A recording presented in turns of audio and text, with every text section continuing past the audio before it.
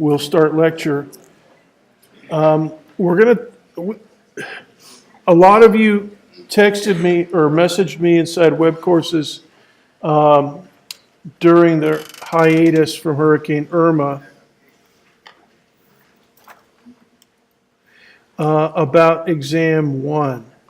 And of course, exam 1 is history now. It's canceled, of course, because classes were canceled.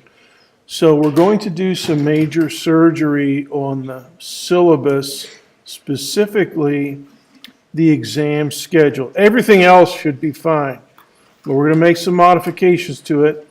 And to that end, I have a whole batch of syllabuses printed up fresh. Now, the provost asked us to hand out a new syllabus to everyone as if it were the first day of class. All right, we got them all printed up here. And we're going to go over that for a few minutes at the beginning of class today. So can you get those, just hand them out in piles, and take one for yourself too.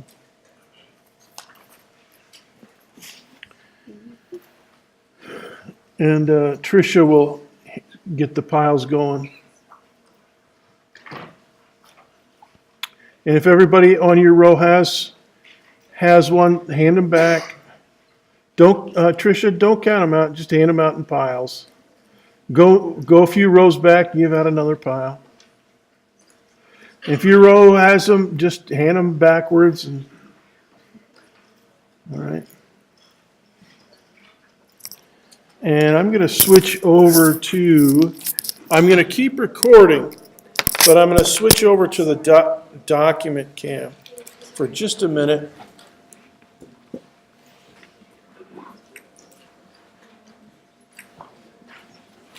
By the way, did anybody go to see this movie, Hidden Figures?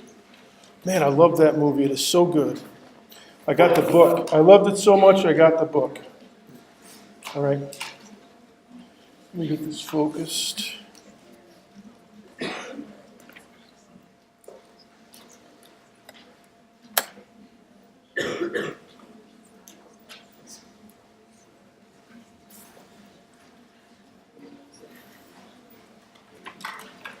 All right, so just try to make sure if your row's got it, then hand it back or hand it forward. Raise your hand if you don't have a syllabus yet. Oh, we'll get it to you in just a second.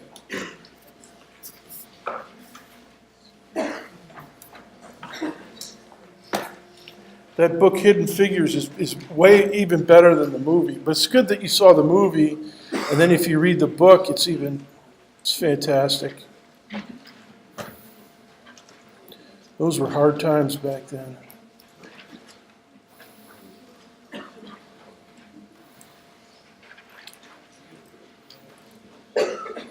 Okay, raise your hand if you don't have a syllabus. Okay. Do you have any left? Who's got leftovers? Can you bring some of them down here to the front? Army man.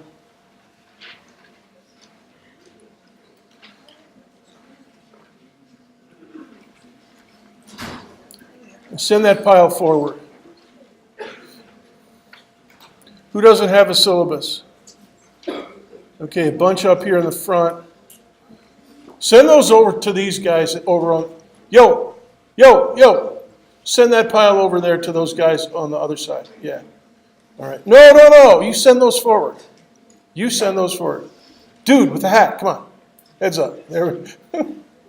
What? That's all right. We're doing good. It's creative chaos. All right, now you guys up here, grab one and circulate them. Who needs a syllabus? Okay, pass those across the row, across the aisle. All right, we'll get up to you.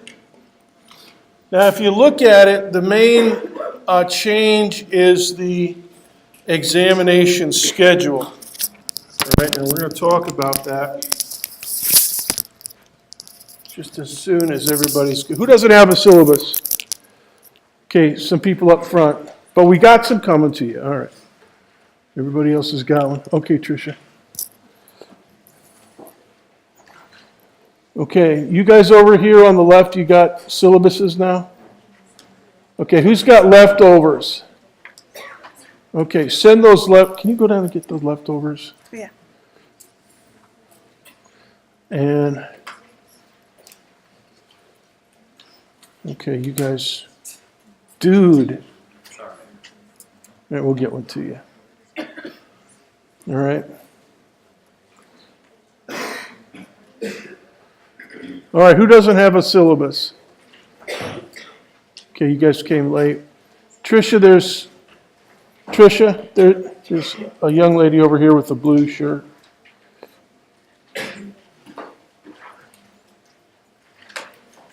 And there's a gent up here in the front with a blue shirt. It says run 24/7.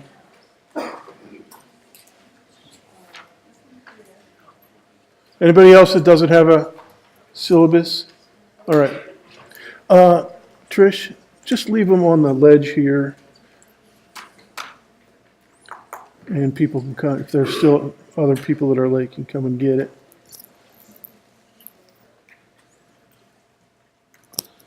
Okay.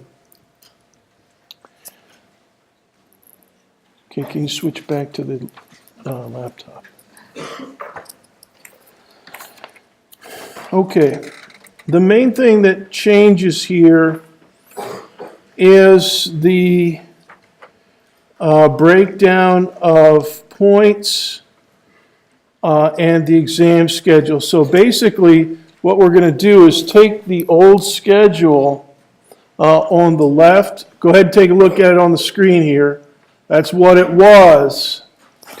And what we're going to go to is this new one. So basically, we're going from 4 midterms down to 3. And each midterm, instead of being 35, is going to be 50 points, so slightly bigger. And we're only going to have 3 of them. So, but we're still going to drop the lowest and keep the best 2. All right, so let's talk about this particular feature. Also, the fraction of your grade from midterms and final is changed by like a percent. So they're both about 40% still, so 38 something percent. Anyway, so as you can see here, exam 1, the slot for that, I just completely dropped it. And so we're going to put 2 midterm exams worth of data or of concepts into exam X on the same date as exam 2 was supposed to be. All right? So we haven't changed the schedule. We're just kind of compressing things. All right?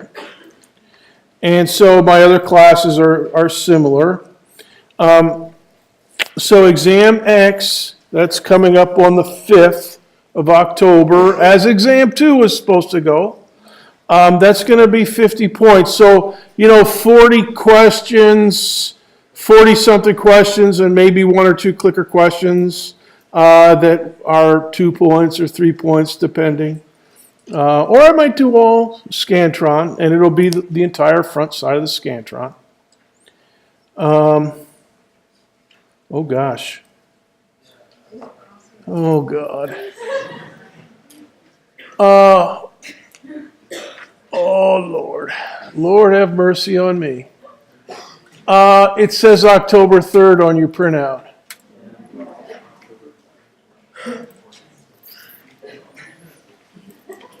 I thought I proofread it. What's the... October 3rd is correct. This is incorrect. This says 10... You know what that is? That's the schedule for my online class. And that's a Thursday. All right, look at your calendar app. Should indicate that it's a Thursday. So the handout is correct. Okay. Whew. All right. I'll correct this in the slide. So just hypnotize your. Can you pull up that thing again? Make sure that my slides. Okay. Then the 26th. Okay.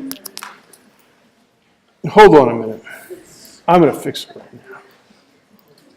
Dr. B. Okay, that looks better. All right. Now, a couple things about this I want to point out. The number of points that we get from exams is still 205. I put 15 points more on each midterm, but we only have 3 midterms. And I put another 5 points on the final. Now, normally, my midterms are my final exam is twice as big as a midterm. So this one's a little bit bigger, 105 instead of 100.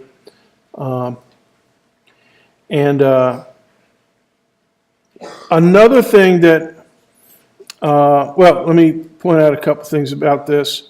And I have a space here for questions from you, but about Exam X, I want to point something out to you. Okay, by October 5th, October 3rd actually, there should be 70, if there had been no hurricane, we'd have had 70 exam questions, all right?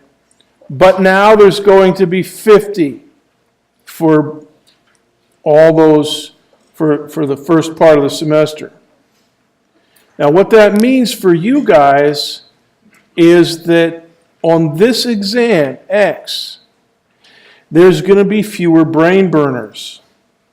And the reason I say that is when I write an exam, I like to put 1 or 2 brain burners, really tough questions that really require you to think on each exam.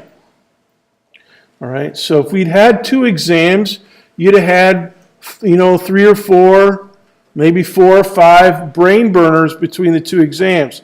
Now on exam X, you're only going to have 1 or 2 brain burners.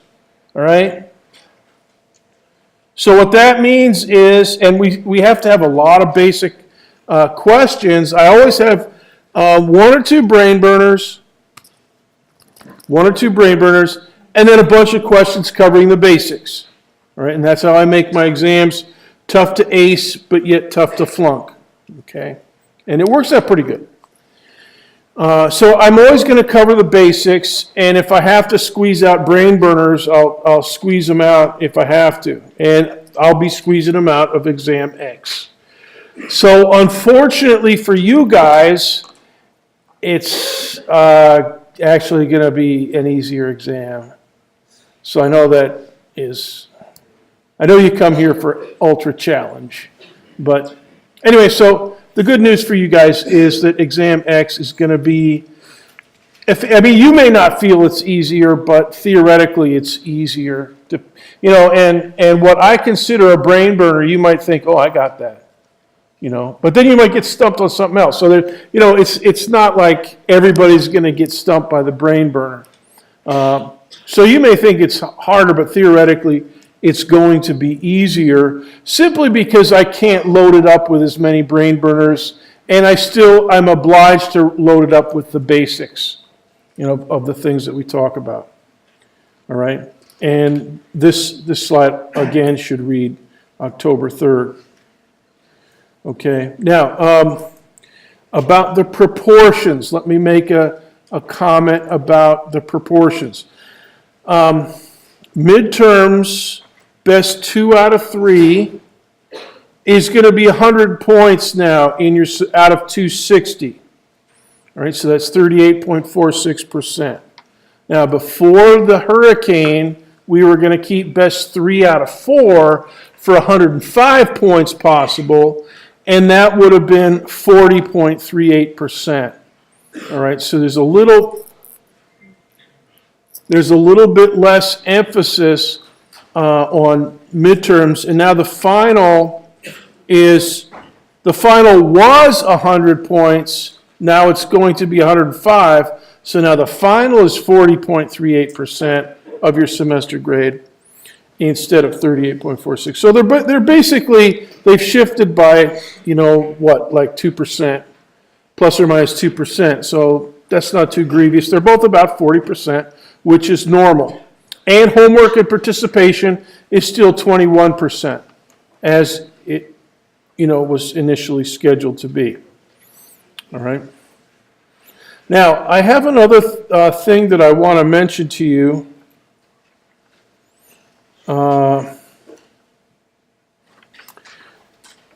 Let me. Okay. Now, about this exam schedule, let me just point out that this grading scheme, 3 50-point midterms, keep the best 2 out of 3. That's what we did in Physical Science 1121 in the spring. All right, that was Tuesday, Thursday lectures, same as this. And I swapped over to 4 smaller ones at the beginning of the semester, but to plan the semester. And I wasn't thinking, oh, well, this will work out good if there's a hurricane. But now I'm glad that I did, because now we're hopefully we won't have any more hurricanes. Hurricane Maria is going to bypass Florida. It looks like, thank God. Although Virgin Islands are going to get hit hard, and Dominicers got hit hard, I think, already. But this is what we're. The exam schedule that we've got now is pretty much what I normally do most semesters. 3 50-pointers, keep the best 2 out of 3. All right, so it's not like, bodacious. And that's for 75 or 80-minute lectures. Now, let me also point out to you my normal test writing principle, another test writing principle. And that is, when I first got here to UCF, I wasn't used to these, big classes like this and using Scantrons and multiple choice. It was all written exams, and I had to grade them all, when I was up in Vermont. Anyway, my chairman told me, yeah, when you're doing this, the principle that I use is 1 question per minute for a multiple choice Scantron type exam. And so for this class, we have 80 minutes, all right? And so 35 questions was going to be a walk in the park, no time pressure at all to finish that. If I'd given you a 75-point exam, 1 question per point, then yeah, you'd have been pressed for time in 80 minutes. But even 50 minutes, so we're going up to 50 minutes, and that's still below the 1 question per minute threshold. So we're still good, and there's going to be people in here that, you may know this about yourself. I'm the kind of person that, or you may know and say to yourself, I always work up to the, the last minute. I double check and I triple check and then I quadruple check. And other people, they're done in 20 minutes, no matter how long the test is, And so, so a 50-point question in our 80 minutes is not going to be a grievous time pressure for anybody, all right? Unless, of course, you don't study and you're completely clueless, which, can happen, I guess. But other than that, if you do the normal amount of studying, you're going to find it righteous. Hey, are you guys recording my lecture in the back? Whose camera is that back there? Whose is it? Are you recording my lecture? No. What is that camera doing? It would take things early. What? It would take a time early before class. Oh, okay. What are you, like a film major or something? Yeah. Okay. I thought it was my chance for a close-up. I guess not. No, it's all right. Any engineering majors in here, they have like, what do they call it, Camtasia or something, and they record the instructor and stuff like that. We don't have that over here. Okay, so questions about the syllabus. Go ahead and raise your hand, and if you have a question, we'll talk it over.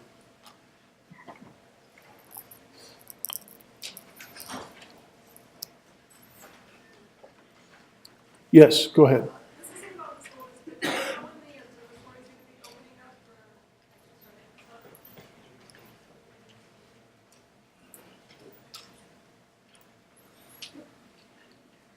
That's a 5-yard penalty for illegal procedure. You're supposed to be asking questions about the syllabus, but okay, I'll decline the penalty. The observatory, we just looked at it before class. You might have heard me getting Tricia to call it up. And they don't have one scheduled this week. The last one they had they didn't even have a meeting. So we'll try to, look at that thing fading in and out. What is it with this display? It's burning me.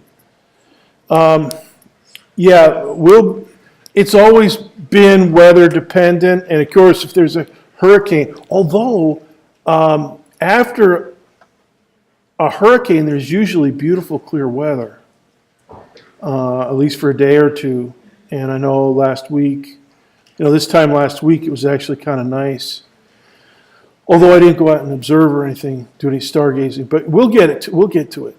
Okay. But right now, we just looked at the observatory schedule, and they don't click on. What does that say? Click on that one. Yeah. They haven't got anything going yet. They just had an afternoon meeting of the. What is it with this display? I can't even touch anything up here. So we'll be getting to it, hopefully. After the hurricane season lets up a little bit, we'll get some clear nights. Hopefully one of them will be a Wednesday night, and then we'll be able to go out and do some observing. Okay, questions about the syllabus? The amended syllabus. Yes, up front. On exam X, what chapters is it on? Whatever chapters we get to by the end of September. Okay. In the next 2 weeks, yeah. And so we've done chapter 1, we're in chapter 2. We'll probably get up into maybe 3 or 4 by then. Okay, so you'll know. And what you want to do, what is your first name again? Huh? Your first name? Sarah, what you want to do is go by the lecture. And this is what I say to Sarah, I say to all of you. Your lecture notes are your study guide. All right? If I talk about something in lecture, it's fair game. Also, if it's in the reading, it's fair game. And so you'll always have a very explicit reading assignment, and usually ahead of lecture, to get you ready for the coming lecture. So you'll be having some homework tonight. I'll post it by noon with some reading in chapter 2 and chapter 3. All right, so those are the things to go by. I never give out study guides for exams. Okay? And I know a lot of you newbies, this is your first semester out of high school, you may be used to your instructors giving you study guides. I've seen some study guides in high school.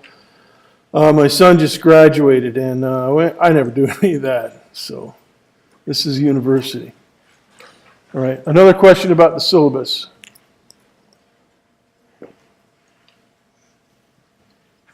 Yes? What scantrons do we use for tests? Whatever it says on the syllabus, that's what we use for the test. It's on there. Go ahead, another question. Yes? Is calculator necessary? Is what? Do we have to get a calculator for the test? Is a calculator necessary for the test? Yeah, if you have one. You can't use your cell phone, so you can't use a cell phone calculator. But if you have a cheap, $15 job from a bookstore, anything that's got a square root is probably going to be plenty. Is there any problem system that would be not possible for people to just do it by hand? No, not you. Maybe you can do square roots by hand, but it's a little tedious. But there's going to be plenty of time, so, if you don't have a calculator, it's probably going to take another 1 or 2 minutes for the test otherwise. So it shouldn't be too grievous. It's not like we're going to be calculating the trajectory of John Glenn's capsule. That's for Katherine Johnson to do. She was the pro at that. But we're going to be doing calculations, but not nearly that fancy. Another question, yes. What's that? Yes, you are. TI 48, yeah. Any calculator other than a cell phone calculator.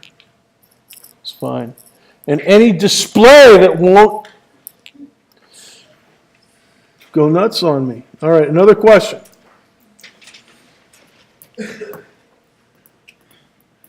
Has it been doing this the whole time? Just flexing on and off?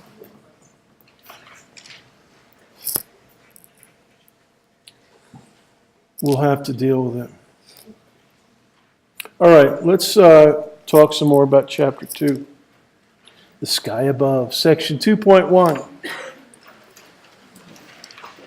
And I think we'll dismiss a little bit early.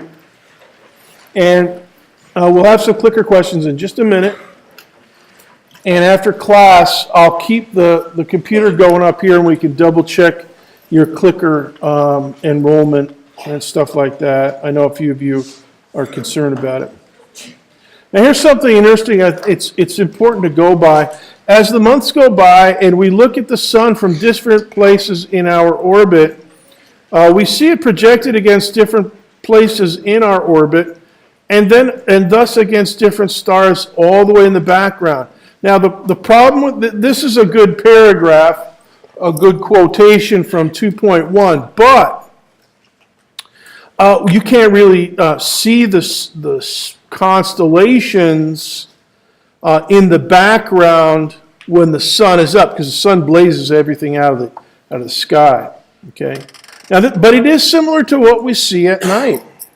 You know, when you're at night, you know that sometimes, if you know any constellations, you'll know, well, Orion is, hard to see in the summer.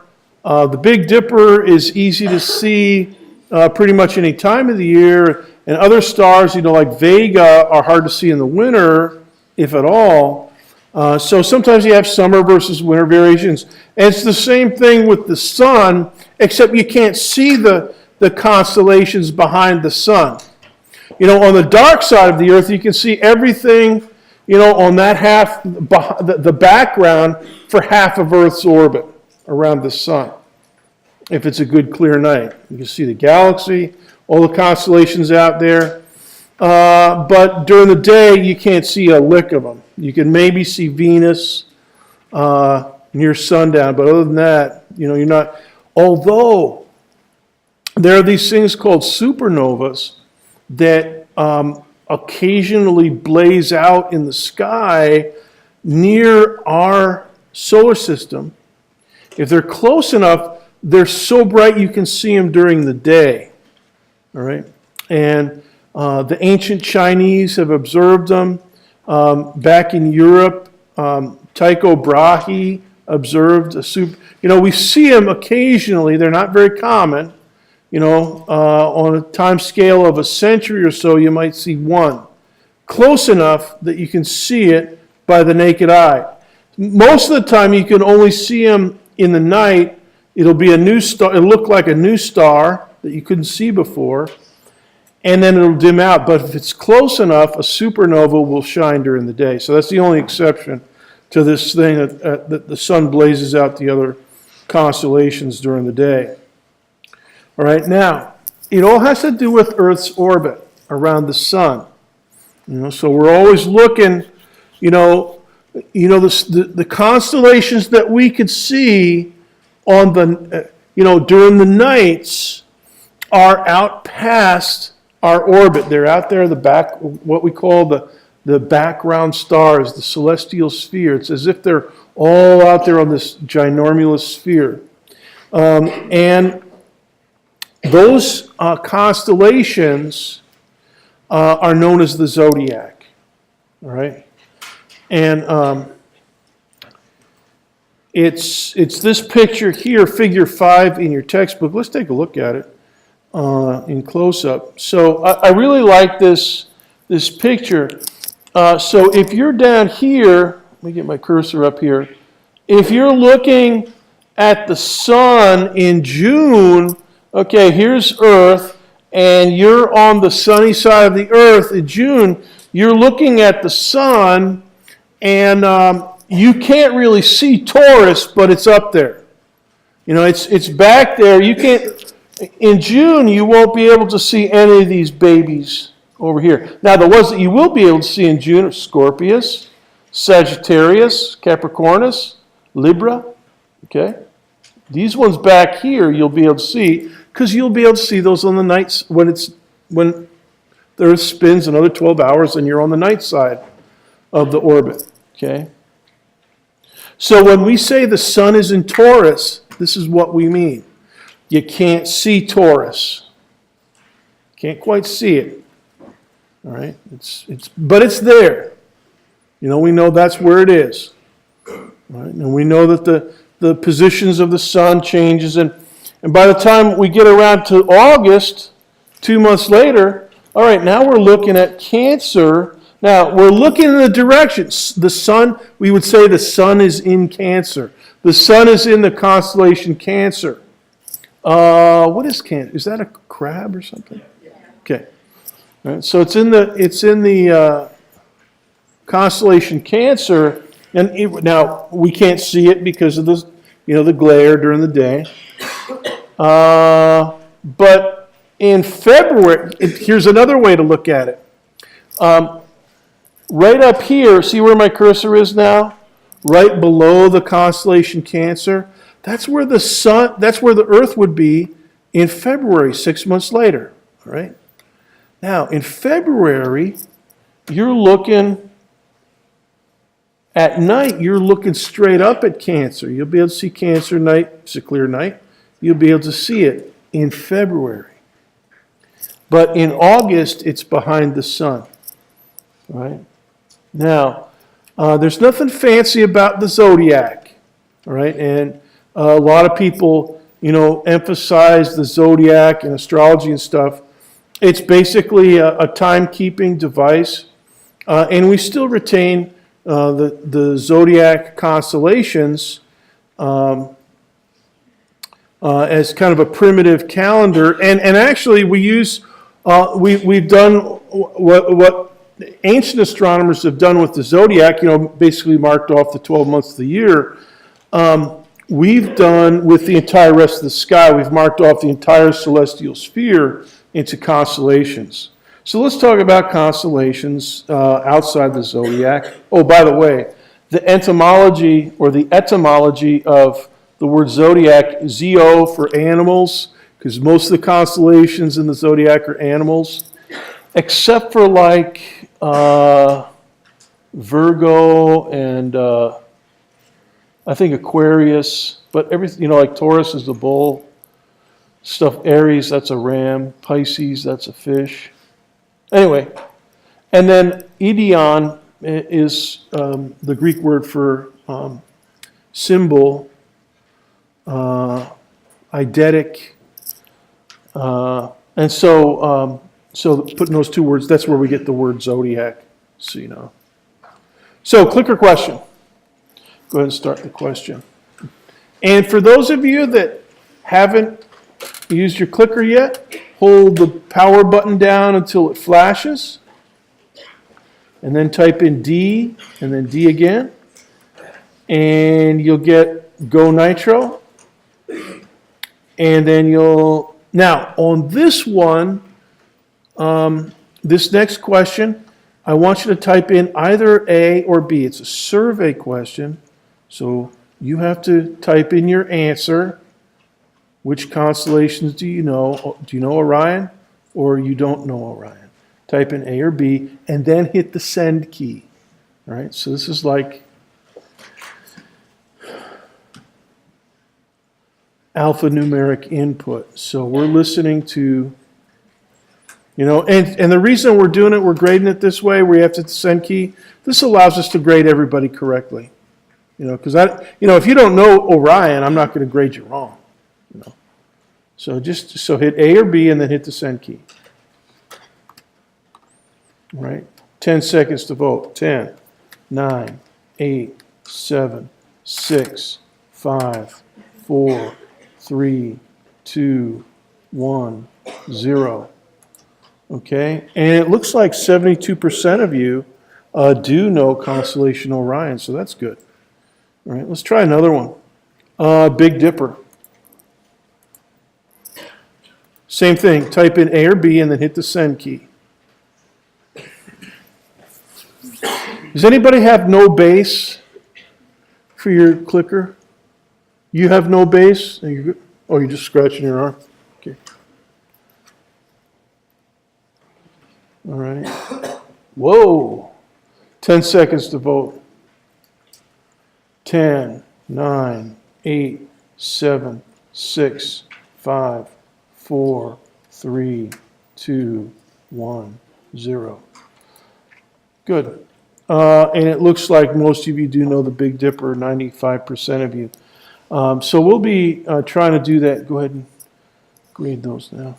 Okay. And for those of you, as a side note to the clicking software, just to let you know, if those of you that did not get a 1 in the participation or the registration data that I uploaded 2 weeks ago, 2 Tuesdays ago, hopefully that'll be changed today. Because the way that the rostering works, you have to click. If you're registered, I won't know about it until after you click at least once. So if you missed Tuesday's lecture 2 weeks ago, you were registered, but you weren't there for September 4th or whatever date it was, it won't register that you're registered. Or, let me rephrase that. It will not show you as having registered, but hopefully today it will when I go do the roundup. All right, so let's talk about a few constellations to know, and we'll start with Orion. Orion is considered a winter constellation. It's up after supper, so later in the semester you'll see it higher and higher in the sky as the night, so like about midnight it should be pretty easy to see if it's not too cloudy. The biggest identifying feature are the 3 stars in his belt. And then the sword, which is actually this huge nebula, but it looks like a bunch of stars. It's the M42 nebula, the Orion Nebula. It's filled with beautiful stars and star-forming region.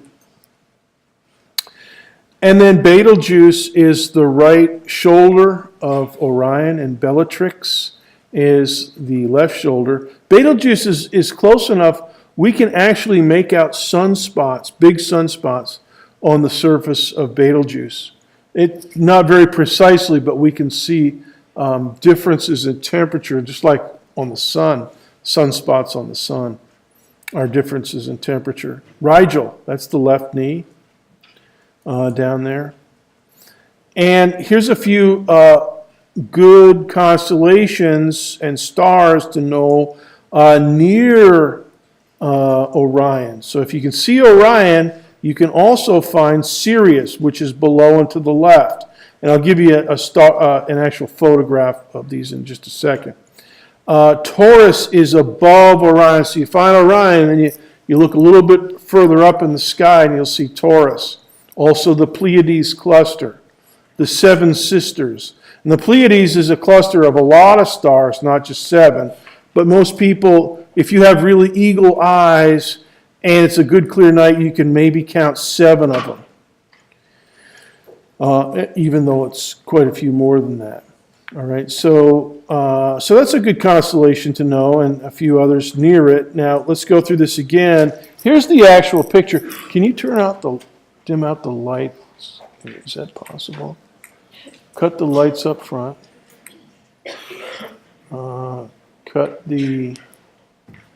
Just keep one of the fluorescent lights on. All right. All right, so here's that's good. So here's the three stars, and here's the sword down here. And here's Rigel, or excuse me, that's Betelgeuse, right up here.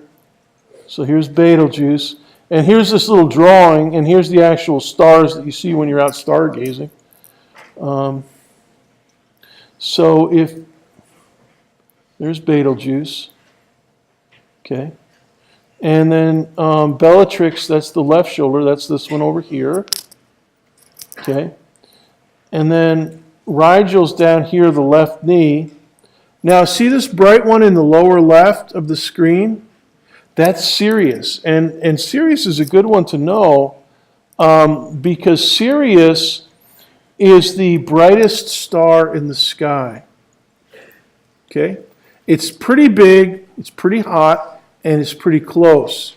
And that makes it there's other stars that are closer, but this is the one that has the combination of temperature, brightness, and closeness that make it the brightest for our eyes. Okay? So Sirius, and then above that, so off the top of this image, so that'd be like arcing back over towards the zenith, you would see Taurus and the Pleiades cluster. Right? So, and you'll be able to see this tonight if it clears up. And just be alert to that, after supper, when it gets dark, you're walking around campus, walking home from the library after studying your brains out. And the only thing you have mental powers to do is look up at the sky in wonder. And if you look in the right direction, if it's late enough, you'll see good old Orion. And I think right now around sunset, he's just climbing over the eastern horizon. I should go out and look tonight to see exactly where he is. But yeah, he'll be climbing over the eastern horizon, or maybe a little bit above that by supper time. You should be able to see it after sundown. And Orion's got a lot of cool stars in there, like Betelgeuse and M42, the Orion Nebula. A lot of cool stuff. Another one is the Big Dipper. So let's talk about Ursa Major. The Big Dipper is not the name of the constellation. The name of the constellation is Ursa Major, the Great Bear, the Big Bear. All right? And I guess if you can include all these other stars, yeah, it kind of looks like a bear with really long legs and a really long neck. It's almost like a giraffe. But anyways, they call it Ursa Major. Other places, like I guess over in Europe, they call it the plow or the wagon. Over here in the States, we call it the Big Dipper. And the Big Dipper is a subunit of the constellation Ursa Major. All right, now, a couple things about it, which most of you know the Big Dipper.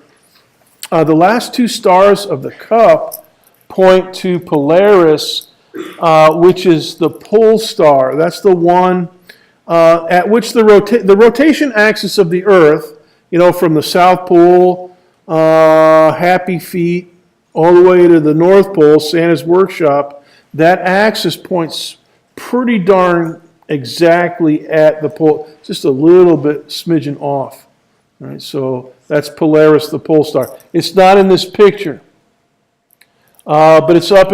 So if you ever look at the Big Dipper, and when you're looking at the Big Dipper, here in Florida, sometimes it's hard to see because we're so close to the equator. But if you're like up in New Jersey or Montana or Quebec, it's way high up in the sky. Maryland, and the Underground Railroad back in the day, when Harriet Tubman and all those guys were leading slaves to freedom. And a lot of times they try to navigate at night because the slave, what do they call those guys? The bounty hunters that captured fugitive slaves. What did they call those guys? Can't remember. Anyways, they'd be looking for them, right? All over Maryland, Pennsylvania stuff, roaming around to find fugitive slaves. So a lot of times they went by night, and all they knew to get to Canada, keep following that North Star. To get up to Philadelphia, if you could get to Philadelphia, actually, you're okay. Just over if you've ever read anything about the Underground Railroad, you know that getting from Maryland over into Pennsylvania, it's all you needed to do usually. Unless you get caught by one of the bounty hunters, but follow the North Star. Just go north, and eventually you'll get to freedom. So the Polaris, the pole star. Another thing is in the Big Dipper, it looks like a bunch of 7 stars, right? But each of those 7 stars is not necessarily what it appears. A couple of them are binary star systems. In fact, systems of binary stars. Binary star, a 2-star system, and it might be orbiting another 2-star system. So double binary systems. Ursa Major is kind of cool for that. Some of those stars, they look like stars, but then when you look through a nice telescope, you can actually make it out as binary stars. And, depending on what the observing program is, one of these days when we do get to the observatory, you might be able to look at some of the double stars in Ursa Major. Now, part C, and it's not on the slide, but I'll add to your notes, my comments. This is a beautiful thing to think about. There's something called the Ursa Major Stream. The Ursa Major Stream. It's a river of stars that are in motion, all approximately the same direction and velocities, very close together. They seem to be moving as a group, a stream, a river of stars through the Ursa Major. And so, we're not part of the Ursa Major stream. It's flowing past us. But astronomers have found that, and there's nothing special about it. It's just kind of cool to think about. Because the universe in our galaxy, there's roiling, boiling streams of stars, in motion and stuff. But close to us, there seems to be this common stream of stars called the Ursa Major stream, or the Ursa Major moving group, they sometimes call it. So if you want to look it up on the internets, Ursa Major moving group, and you can read about it. It's kind of cool. I just like to think of it as a river of stars. Isn't that a cool image? All right, summer constellation. Big Dipper, you can see it most of the time, if it's clear. Summer constellation, Cygnus the Swan. Now, here's a picture of Cygnus, and then the star Vega up here, another famous star, Altair, down here. Albireo here is the head of the swan. The swan is flying from left to right in this picture. And you can make a note to yourself that the Cygnus the Swan is flying left to right in this picture. It is also flying down the Milky Way. Now, they don't have the Milky Way in this particular image from Earth's sky. But if it's a clear night in the summer, and you'll be able to see this late at night. If you look, see, what is it, September 19th. You should be able to see it, 10, it's still visible, 10, 11, midnight. Vega and Cygnus. And if it's clear out, you'll see that it's flying down the Milky Way. If you can see the Milky Way, you have to have a good clear sky to see that. But that's what I always think of Cygnus. It's also known as the Northern Cross. Some people call it the Northern Cross. I always call it Cygnus the Swan because it helps me to remember it's flying down the Milky Way. It's actually flying towards the constellation Sagittarius. It actually has an X-ray emitting black hole out on the neck. All right, so make a note here. You can make a sketch of Cygnus. It's not a bad constellation. You know, Deneb is the tail, and Aldebaran is the head. And then right about here is a just kind of off the neck. So we consider that to be in the constellation Cygnus. And so and it's an X-ray source. It's the first X-ray source discovered in constellation Cygnus, so we call it Sig X1 or Cygnus X1. X-ray for X, and number 1 for it being the first one that we found. And we've kind of worked out the orbital dynamics. We can see a giant star orbiting this X-ray source, and by using Kepler's law, which we'll talk about Thursday, we can determine the mass of this X-ray source, and it's almost got to be a black hole. It can't really be anything else. You know, of course, a black hole you can't really see, so, we can't really, unless we were right up on it. But we can deduce that, yeah, this has got to be a black hole, or either that or something even more bizarre. All right, so Cygnus X1 in Cygnus the Swan summer constellation, which you'll be able to see in the night tonight if you want, if it's clear out. Now, near that is a constellation Vega, the star Vega. Now, raise your hand if you've ever seen that movie Contact with Jodie Foster.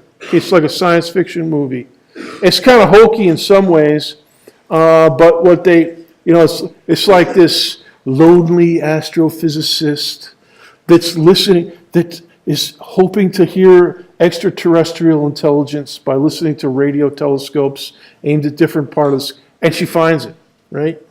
And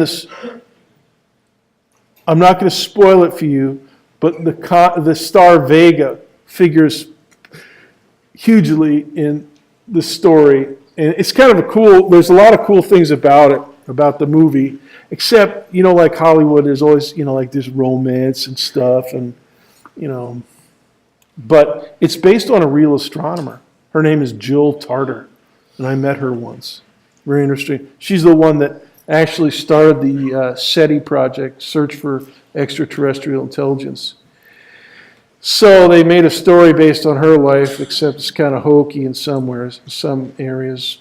But Vega is in there. It's an important star because we use it as a reference point for brightness. In other words, we consider Vega as like a benchmark of brightness in the magnitude system. And then every other star we rate as brighter or dimmer than Vega. All right? Vega's close enough, bright enough, and steady enough. It's not a variable star. It's steady enough that we can use it as a reference point. Kind of like if you go to Paris, France, you'll see a bar of metal about this long, all right, that's the international meter, all right? And, up until about the 1950s, they used it as the meter, a metal bar. And so Vega's like that. It's, the reference star for our brightness, our numerical brightness rating system. So Vega is up in, it's actually in the constellation Lyra, Lyra. And Lyra is the constellation for the lyre. Like King David playing the lyre, the six-stringed instrument. Like a guitar, I guess. Anyways, it's not in the constellation Cygnus, but it's right close to it. Altair is down here as well. This is a pretty famous star. It's fairly close. It's bright. It's one of the brightest stars. Vega is one of the brightest stars too. And Altair has been in some famous science fiction movies. So, so in terms of movies and stuff, it's pretty cool. Now, one of the things that I want to reinforce with you is that we use the term constellation to mean one of 88 sectors into which we divide the sky, much as the United States is divided into 50 states. All right? And so when I say Cygnus X1, that means it's an X-ray source somewhere in the state of Cygnus. And every state in the Union, except for like 2 or 3 that are rectangles, everything else has got, kind of an irregular shape.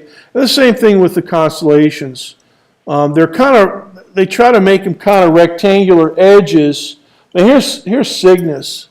And if you look at this on YouTube later, and you might not see it now, but these yellow dashed lines in this image signify the borders of the constellation as an area in the sky. Now, over here, you can just make out the word Lyra. And down here at the bottom, Vulpecula. That's another constellation right next to Cygnus. And then up here, Cepheus, another constellation. That one's closer to the North Star. Cepheus. Raise your hand if you know the constellation Cassiopeia, the big W in the sky. Okay, Cassiopeia and Cepheus are kind of gazing at each other in the northern sky. Anyways, so this is what we mean. So that yellow shape for Cygnus, and it's not completely encased in this diagram, but you can see it looks, kind of, nothing fancy about it. It's just kind of straight lines, rectangular shape, but it's got ins and outs and stuff. And you can see all the different constellations in the sky that way. So it's a way for us to make quick references. And just like you would say, Chicago, Illinois, Dubuque, Iowa, or Dubuque, Iowa, Pasadena, California, Cygnus X1, X-ray source in Cygnus. Here's another one. Go ahead and make a note. This is the Andromeda Galaxy. Now, you can't make a sketch of this, but you can make a note. The Andromeda Galaxy, we call it the Andromeda Galaxy, but it's not. It's a galaxy in the region of the sky assigned to the constellation Andromeda. All right? Andromeda is a set of stars in our galaxy. But if you look past all of them in the right direction, you'll be looking right at the nucleus. And believe it or not, the Andromeda Galaxy here is about the size of the full moon. It's actually kind of cool. It's a bit, but you can't see all the spiral arms. You have to have a time exposure with a telescope. But you can see the nucleus. This part here. Right here in the middle, yeah, you can see this with your naked eye on a clear night in the constellation Andromeda. Now, I want to dismiss a few minutes early today, but before we do that, I want to just go over this. This is the. Can you synchronize the roster? Can you pull up the roster for this class?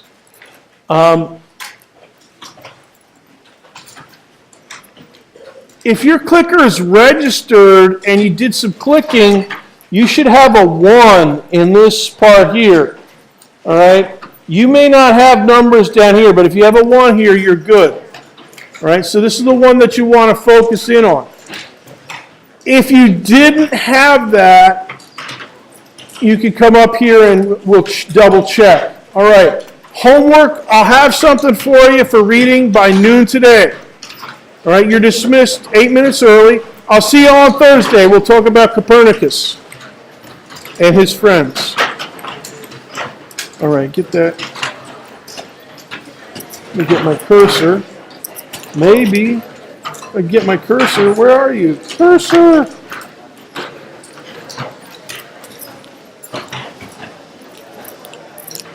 Here we go.